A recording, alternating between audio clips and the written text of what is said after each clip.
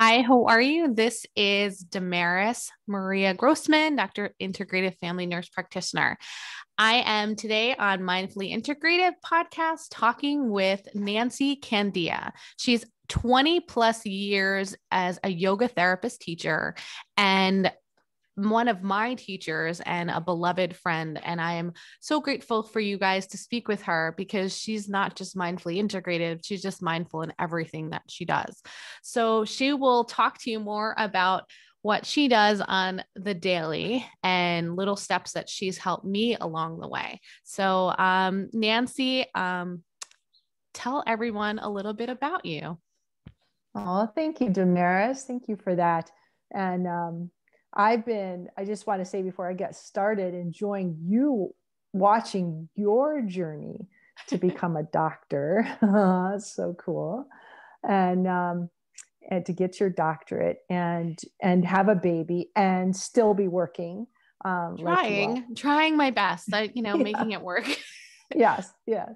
So I actually just doing a lot of writing lately, and I've been writing about my journey and just how when I was like 25, I was just miserable. My addictions were taking over my life. I was super unhappy, mostly depressed, and how I just got an inspiration to go and listen to a talk at the Himalaya Institute with Dr. Arya. And I remember at the end of the talk, he said, may the light of 1,000 moons reside in your heart. And that's where I stepped in. That's when I stepped into mindfulness practices, to yoga, to meditation, and, actually correlating with getting in a 12-step group. And so I was able to replace all that time that addictions were taking up in my head with these mindfulness practices introduced by yoga. And so that was just the beginning of a journey. And then after 10 years of practicing, a lot back then, it was a lot of the physical practice of yoga and just saying like, I need to start making some money. And it was like before like the 200-hour kind of stuff. And so I got into a practice, began teaching, and then I owned a studio even before I had like a certificate. And this was in Hawaii. I was in Hawaii at the time. So it kind of started in Minnesota, a little bit in California, and then in Hawaii. And I think that one of the things for me is being out on a rock in the middle of the Pacific Ocean. We had excellent teachers come through. That was what was so amazing for us. But also there was just a lot of time to germinate this training on your own, and living in a rural area, just going, well, I need to reach out to more people. And I had my own young children and I wanted them to do yoga. So I did a yoga-based dance curriculum for kids. And we did a lot of service work because back then service was really more hooked up with the practice of yoga. So service-based dance program and reaching out and starting to work with different people in the communities. And then when my daughters and I moved to Colorado, I was like, I've been teaching sun salutations to women. Like I've already taught by then, it was like 2007, 4,000 classes. And I was like, that's a lot of sun salutations. So really kind of breaking out, right? And that's was a lot. A lot of years ago. Right? Yeah. And so now I'm more like in the 20,000 classes range. But just that, this practices, there were the deeper practices beyond the sun salutation, which is awesome in itself, but deeper practices that needed to reach out into more populations. And that's when I did my formal training to become a yoga therapist and started our nonprofit, Yoga Impact. Mm-hmm. And so, when you asked me when I wanted to talk today, it was like, I just finally got a board meeting going after this year of the pandemic. Where we were just all so focused on other things. I had to focus on my for-profit business and get all my courses and classes up online. And so in this practice of mindfulness, my heart resides in that everyone should have access to wellness. And wellness shouldn't be thought of as expensive. Totally. Oh my God. So such an important point, just that in itself. Go further. Yeah. And when we do as a nonprofit, we go into places that, lack these resources and do yoga teacher trainings, or we, provide classes. We have, we work here in New Jersey. We have, we also work in Colorado, where we work in the Boulder County Jail, and working with inmates as inmates, and then as they get out, to help them integrate. And then we also now are in Hawaii too, where that's actually our biggest program. And we work with veterans and first responders, and kind of the local youth community. We just finished a peace camp over there. And I have other people that run those programs. Right, of course. I mean, you can't do it yourself, but you have a community and village helping. Yeah. And so we've had like a little bit going, but, just ready to step in. And, my for-profit business is up and running. The courses are out there. The classes are out there. I've gotten tons of material. And now it's time to go back to my passion, my heart, because we have communities that we've made relationships with. And, I like people. Seva, right? Is it Seva? Isn't that the right word? Seva, like the yoga word. Yes. Seva, right? That's what I thought. Yeah. Siva. That's you. I think of myself as a karma yogi. Totally. And the other practices of, that's the practice of self-service, the best I can. Humbly, I say that. But, all the other practices are so that I have I've reduced my physical suffering and my mental suffering, so I can pour my heart, in the second half of my life, I'm hopefully pouring my heart into this upliftment of all humanity, right? And that's what the driving force, right? Because it's so much more than, it's so much more than us. Like there's so much more out there. I had told you just before that this podcast is not for a for-profit thought. It's like, how can I bring as much information? I mean, I call it integrative, but as we both say it, a mindful way into people's hearts. I just want people to get a little bit of healing, Yeah. Yeah. And we're kind of not as much as we were like 5 years ago. Mindfulness was like not on every cover of every magazine. No. Right. Yeah. And so back then and that wasn't even that long ago, but we were like, how do we make these accessible when everybody just thinks of yoga for bendy people? Mm-hmm. Right? And so it's become easier. And the other lovely thing is that science, even though these practices have been done for thousands and thousands of years, in not just the South Asian traditions, but like when we worked at the Navajo Nation, they're like, we have the chakras, we have the, so they're part of indigenous cultures and the way people did things. And so we want to take these practices and infuse them back in this Western culture, which needs them so, so desperately. And that's one of the things when I work with people, even, not just yoga people, but just people that are in a healing path, is just saying, we in this Western world need to remember how we used to do things. We used to sit on the porch and just stare. and relax, and take and a minute. And so I've been calling that active relaxation as opposed to sitting in front of my phone and watching TikTok, which I do. So it's not, I need to actively make sure my brain settles down. And so how do we how do we get rid of the standard American culture and develop that culture of a plant-based, I'm not talking vegan or even vegetarian, but a plant-based diet pre all the packaged food that, became kind of really popular, like in the 70s when I was young. And so that these practices are these mindful practices and practices that bring us back to nature. Science supports them. And we can see that by the brain scans that we're able to do in the last 20 years. And so we can get people like, just because they work, and some people are like, yeah, I want to be calm like you. Or we can say, here's the science. And so it's an exciting time to be in these practices. It's so, it's like, well, some people are on the sense where they believe it no matter what. And then there's the others that are very skeptical.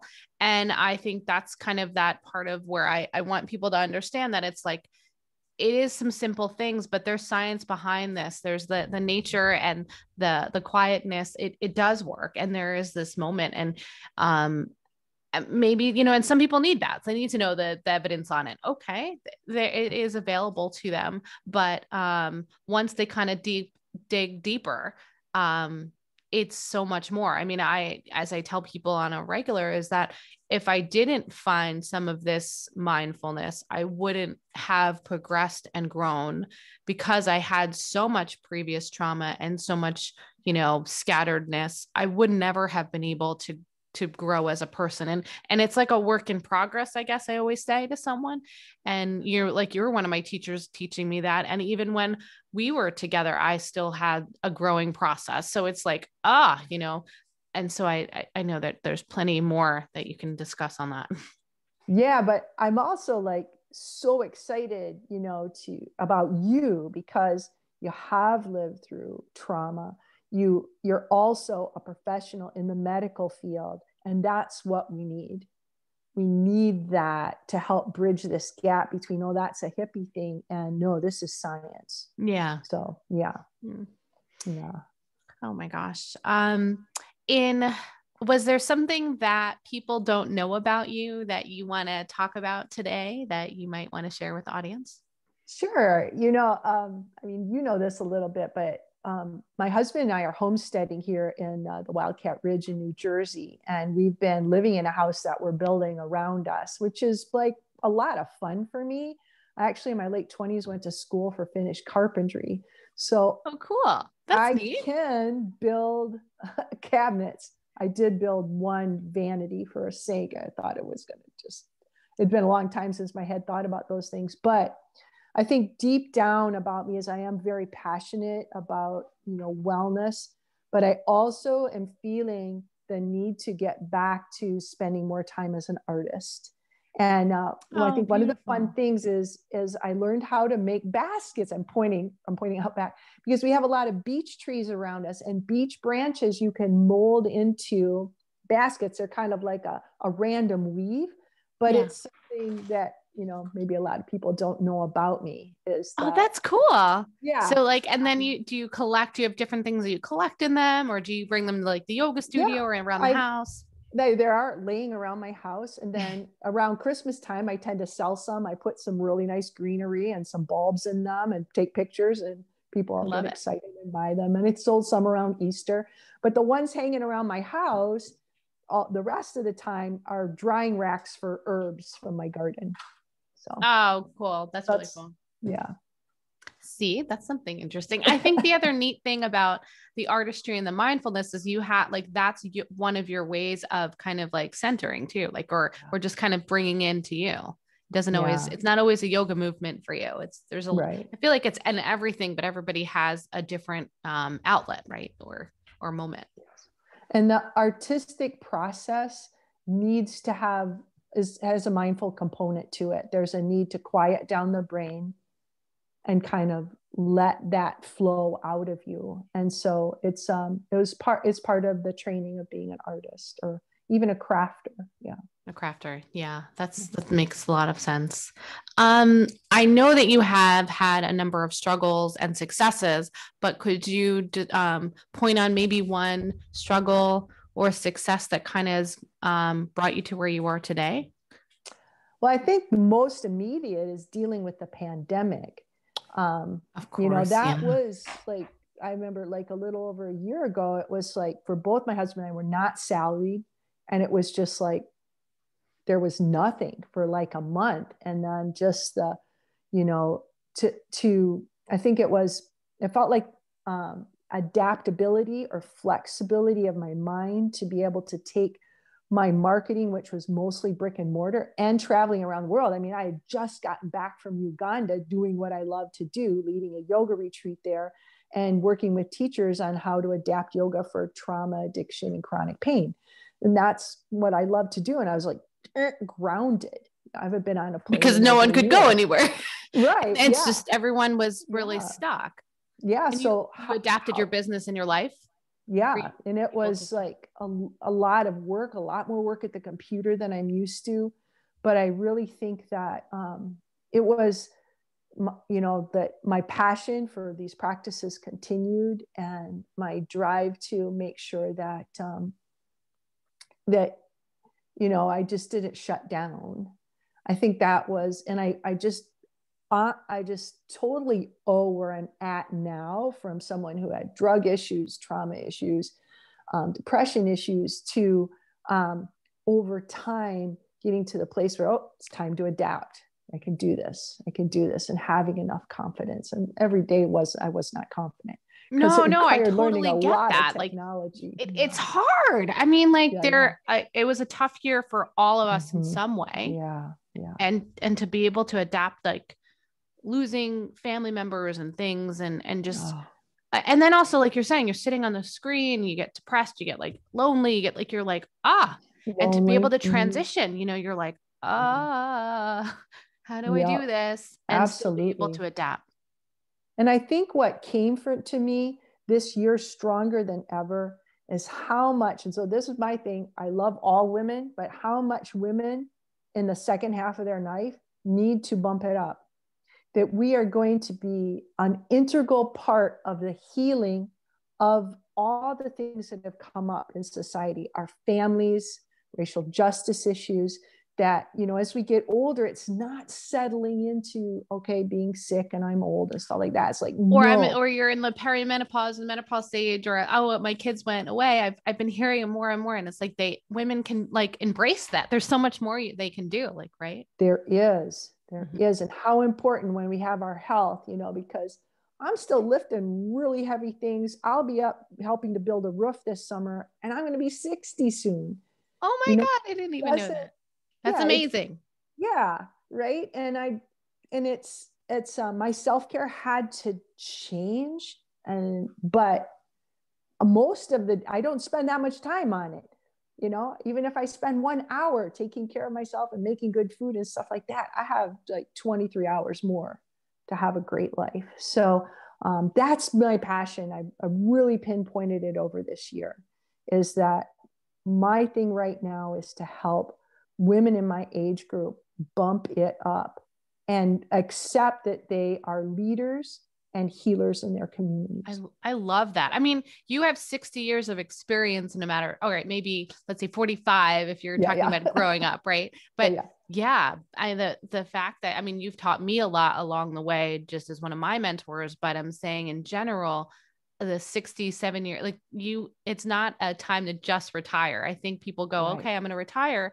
And I think also there should be a point that I talk about. I mean, I don't even talk about even that extended age, but when you atrophy anything, right? If you're just sitting sedentary, your mind sits sedentary, then you become dementia ridden or sick or diabetes. Like, you know, so it's like people need to still do stuff, you know, the number can't defy who they are. And that's an important point of view, like, because, you know, just at my age, at 40 this year, I mean, I'm 20 years younger than you, but I still have to understand that, you know, I may not be where I was 20 years ago, but I can't let my past or my future define, like, it's like, it is about living in the present at every moment. And it's hard some days, but like you're telling the women that they still have more to live, like their kids may not be there, and I think it's beautiful. And I think women have to, you know, see themselves more than maybe others, or maybe it's just like opening up to that view of who they are. Absolutely. Right? Absolutely. Yeah. That's beautiful. Successes this year, obviously you've transitioned, but I mean, or in general. I think it was just turning myself into an online marketer. It was my biggest success this year. That's huge. I mean, that's a lot for people, you know, because we've all been so in person.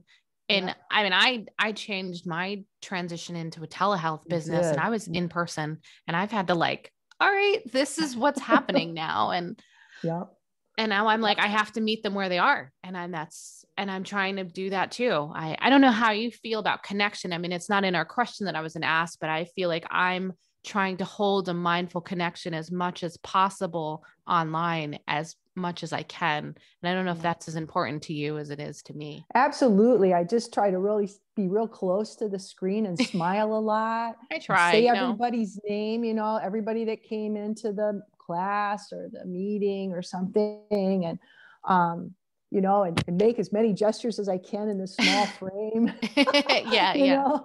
Yeah. And then I just say almost all the time, please call me 30 minutes free consultation. Just call me, because I can't talk to you in between classes anymore. I need it as much as hopefully you need it. So just really, everybody call me, trying to set that up as much as I can. Yeah. That makes sense. Yeah. Is there anyone in your life that's kind of helped you grow and inspired you throughout the years? Well, I definitely just have to say my husband. Oh, that's the hard thing about me is this is my third marriage, and I don't look great on paper maybe, but I did really find someone who consistently loves me, and how much that has helped me to grow, to not worry about that or be in a state of longing for more connection. And then because we both travel a lot normally, and we just spent this year just seeing each other every day. Yeah, you definitely become personal. This year, my husband has been home, and he's home all day, every day. And I didn't think we were going to figure that out, but we made it. And even, this guy, both his parents died this year too. Oh my. Yeah. And COVID? His dad from COVID, his mom. My dad also passed from COVID. Yeah. I know, it's hard. It is. So just tough. The whole process of grieving in this year was crazy. There's not enough words. Yeah. But he's the hardest working person that I know.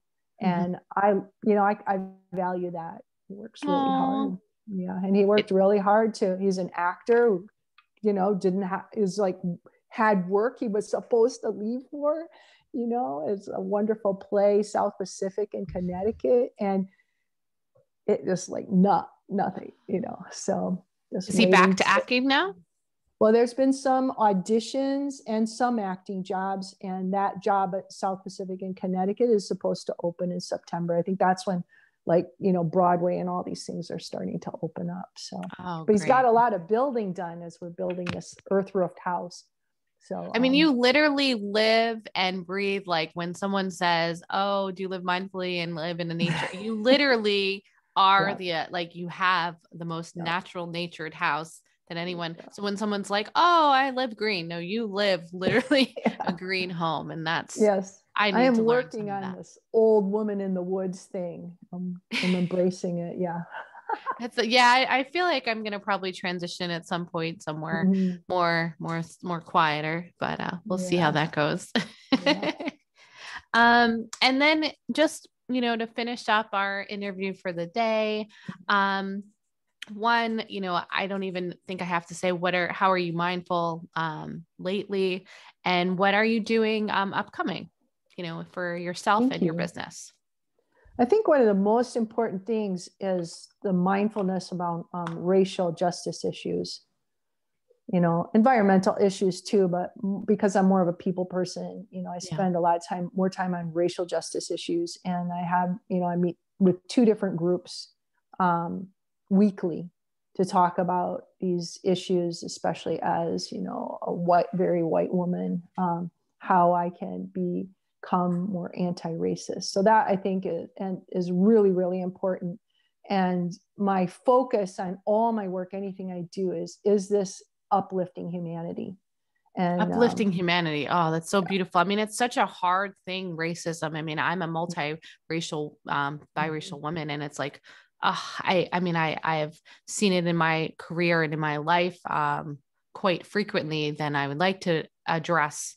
And to be able to, have, even with a professional background, it doesn't matter. People still see your skin tone, they still see something that isn't what they're, and it's really changing.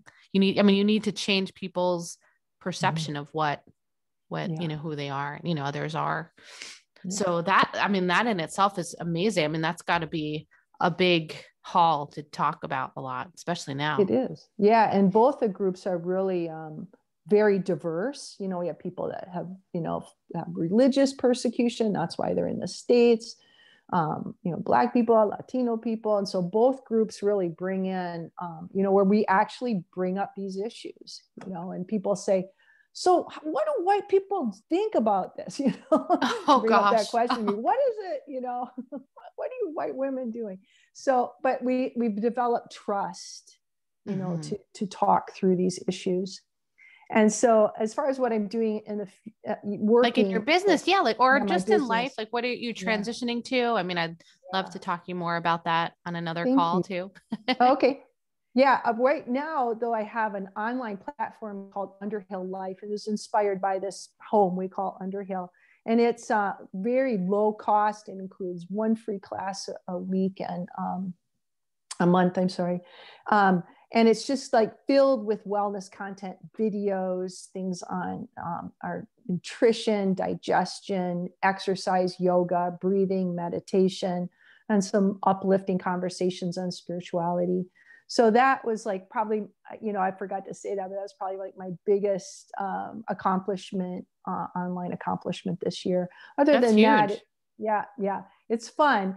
And then all my other offerings, courses, and classes are at nancicandea.com. Okay. So they can get you on Nancy Candea, and then the Underhill Live, is that on your, also on your website? Yes, there are links to it, but underhilllife.com. Underhilllife.com. Life.com is the platform that, I think it really makes this wellness very accessible for people. That's really great. And then they can do you have like a monthly membership on that? It's a diverse platform of people who put it together. Mm-hmm. So yeah. That's really cool. And then you were saying that you've been writing, or we'll have to chat more. You're going to be writing soon?